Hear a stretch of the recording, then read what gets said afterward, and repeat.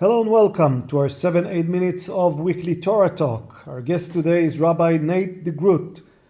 He's the Chazon Detroit Associate Director and Spiritual and Program Director. Hello, Rabbi. Thank you for being with us. Thank you so much for having me. So on the Torah reading of Sukkot, we read the following paragraphs. On the 15th day of the 7th month, when you gather in the produce of the land, you shall celebrate the festival of the Lord for a 7-day period.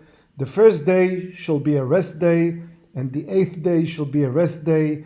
And you shall take for yourself on the first day the fruit of the hadar tree. Take palm fronds, a branch of braided tree, and willows of the brook, and you shall rejoice before the Lord your God for a 7-day period. Let me just read it in Hebrew.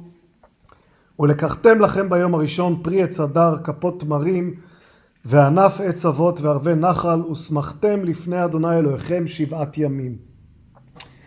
So Rabbi, I think every holiday has its unique smell, but the smell of Sukkot is even more unique than most others. Is it? I would agree with that. Oh, absolutely. okay. Yeah, I was waiting for you to agree with me. Absolutely. I think for many people, the smell of the etrog, the citron, of course, that smell really enlivens us. And for those of us who live in different climates, I grew up in the northeast of the United States and Massachusetts, and now live in Michigan.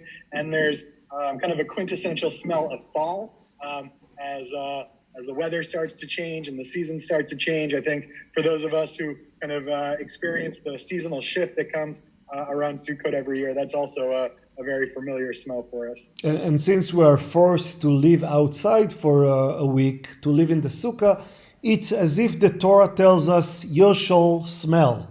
You shall be there and participate, get involved in these changes in the environment. Yeah, I think that's right. I think smell, absolutely, and I think other senses as well. I think Sukkot is such a visceral and embodied holiday, from the construction of the sukkah itself, the harvesting, if you're doing it yourself, of the arba minim, the 4 species that you're gathering, the shaking and the standing, the sitting, and being exposed to the environment, being exposed to the natural elements, having the schach, having the roof of our sukkah, right, enough space that the rain can fall through and that you can see the stars, but not too much space that you still have shade. We're really very deeply engaged with the natural world in this holiday, and I think that makes sense for this being a harvest festival, our fall harvest holiday. Chag HaAsif, the ingathering, the gathering in. This is really rooted in the earth and rooted in our connection to the natural world, and it still plays out that way for us today. And this is for what purpose? To make us more appreciative of the world outside of our homes, or maybe to make us feel how small we are compared to nature and to what we see outside. What is the meaning of all that? Yeah, I think that's a great question. I'm sure we all experience it somewhat differently, and there are probably many ways that this kind of stimulates different thoughts and experience for us. I think one thing that's not to be overlooked is the timing of Sukkot, following immediately the high holidays. We have spent intense time going inside, going internal of ourselves, and doing that kind of deep spiritual work, really reflecting that tshuva, that sense of renewal and return to this kind of core self. And then immediately we stake the poles of the sukkah.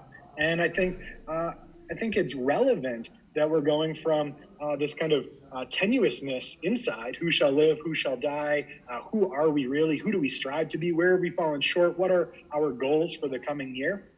And we don't, at that point, just kind of retreat back into creature comforts, but we actually kind of begin from that place and then have it manifested on the outside by actually sleeping outside, eating outside, building this sukkah this kind of rickety temporary structure, this, I think, is the kind of vulnerability of that seedling of another round, another cycle of self-building and self-growth. And I think ultimately, right, this is also Zman Simchatenu. This is also the time of joy. And so there's something about that vulnerability, that impermanence, that is maybe freeing, maybe releasing, that actually being as exposed as we are to the elements and to ourselves coming off of high holidays, there's some real sameach there. There's some real simcha, the ability to be kind of stripped down in that way, and to feel small, perhaps, absolutely, but also to feel connected, to actually feel like we are part of and one with the natural world, and that we are not separate from it. We are actually in this kind of deep relationship with it. Now, one of the things that changed for us this year is that usually it's exactly as you say it is. On Yom Kippur we are all closed in the behind the four walls of the synagogue for many hours, and then in Sukkot we can go out and celebrate nature.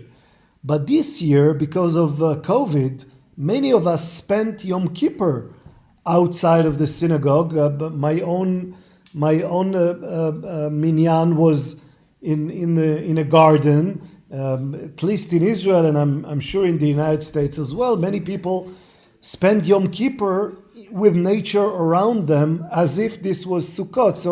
So how does it shift the balance between these two dates? Yeah, I think so many of us feel our own impermanence this year, our own vulnerability this year in a very unique and heightened way. Of course, with COVID and the incredible loss that we've suffered as a world, certainly in the U.S. as a country, we don't necessarily need to be reminded of the vulnerability in that same way. I wonder what it means to be commanded to experience joy in the face of that. For so many of us, I think it's come with real sadness and real frustration or depression or anger.